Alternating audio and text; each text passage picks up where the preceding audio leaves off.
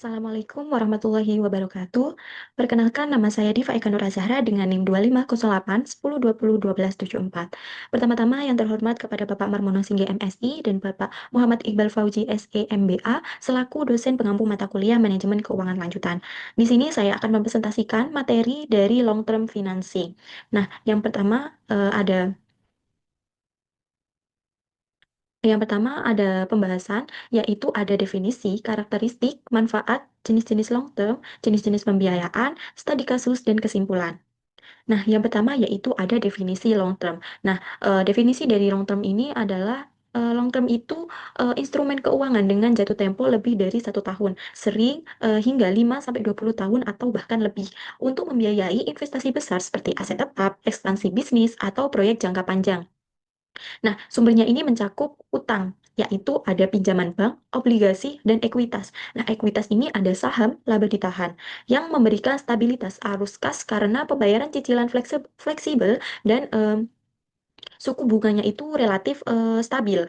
Nah, pendanaan jangka panjang ini mengurangi ketergantungan pada dana jangka pendek, memungkinkan perusahaan fokus pada pertumbuhan tanpa tekanan likuiditas harian. Jadi, pendanaan jangka panjang ini bisa apa ya?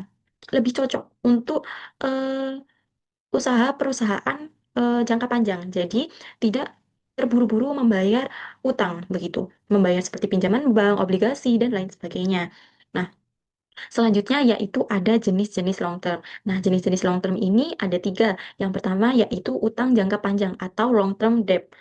Yaitu pinjaman ini meliputi dana yang diperoleh dari bank atau hipotek dengan jangka waktu itu 5 sampai 20 tahun. Nah, dana ini itu biasanya dipakai untuk memperluas atau apa ya, memodernisasi usaha seperti membeli mesin baru atau memperbesar fasilitas produksi. Jadi, utang jangka panjang ini bisa untuk menambah menambah apa ya, alat atau bahan yang eh, ada di perusahaan kita atau di usaha kita gitu. Yang kedua yaitu ekuitas atau equity financing. Nah, ekuitas ini adalah penambahan modal lewat penerbitan saham biasa atau saham preferen. Nah, pemegang saham ini memiliki hak kepemilikan dalam perusahaan tanpa harus mengembalikan dana secara langsung seperti pada pinjaman gitu.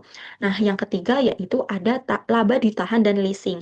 Nah, laba ditahan ini adalah keuntungan perusahaan yang disimpan untuk pembiayaan investasi. Sedangkan leasing ini adalah metode apa ya, sewa guna usaha untuk penggunaan aset tetap seperti kendaraan atau peralatan tanpa harus membeli langsung. Jadi kalau leasing ini kita menyewa untuk transportasi perusahaan atau lainnya ya, contohnya seperti kendaraan tadi.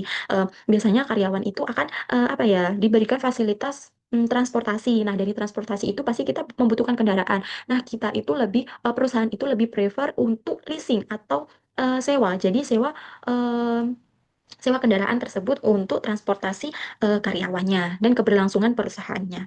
Nah, yang selanjutnya yaitu ada karakteristik dari long term. Nah, di sini ada 4. Yang pertama yaitu jangka waktu panjang. Nah, jangka waktu panjang ini apa? Nah, jangka waktu panjang ini apa ya? Dana dilunasi dalam jangka waktu yang lama, yang panjang. Nah, biasanya itu 5 sampai 20 tahun. Nah, dari pembayaran jangka waktu yang panjang ini dapat membantu perusahaan itu menjaga kestabilan arus kas tanpa tekanan pelunasan yang cepat. Nah, yang kedua ada dana besar untuk aset tetap. Nah, dana besar untuk aset tetap ini digunakan untuk membeli atau membangun aset besar seperti pabrik dan properti yang manfaatnya baru bisa dirasakan dalam jangka panjang. Nah, yang selanjutnya yaitu ada bunga tetap atau mengambang. Nah, pembiayaan ini biasanya memiliki suku bunga yang kompetitif dan dapat ditetapkan tetap atau mengikuti pasar sehingga memudahkan perencanaan biaya perusahaan. Nah, yang terakhir yaitu pembayaran cicilan periodik. Nah, pelunasan ini dilakukan secara bertahap sesuai perjanjian. Misalnya, pembayarannya itu dibayarkan dalam jangka waktu bulanan, triwulan, atau tahunan yang mencakup pembayaran bunga dan pokok. Jadi, pembayaran cicilan periodik ini disesuaikan dengan perjanjian di awal peminjaman. Maunya pembayarannya ini berapa lama dan berapa berapa bulan sekali atau bahkan tahunan, itu disesuaikan dengan perjanjian di awal saat kita meminjam uang tersebut. Nah, yang selanjutnya yaitu ada jenis-jenis pembiayaan long term. Nah, yang pertama ada kredit investasi. Nah, kredit investasi ini pinjaman besar yang diberikan khusus untuk proyek investasi seperti pembangunan pabrik atau infrastruktur. Nah, jadi ada pembiayaan yang khusus untuk investasi jangka panjang. Contohnya seperti itu, apa? Pembangunan pembangunan pabrik. Pastinya pada saat pembangunan pabrik itu membutuhkan biaya yang sangat banyak, biaya yang sangat besar. Nah, kredit investasi ini apa ya? Memberikan pembiayaan untuk pembangunan pabrik tersebut gitu. Jadi kredit investasi ini untuk investasi ke depannya begitu, investasi aset ke depannya.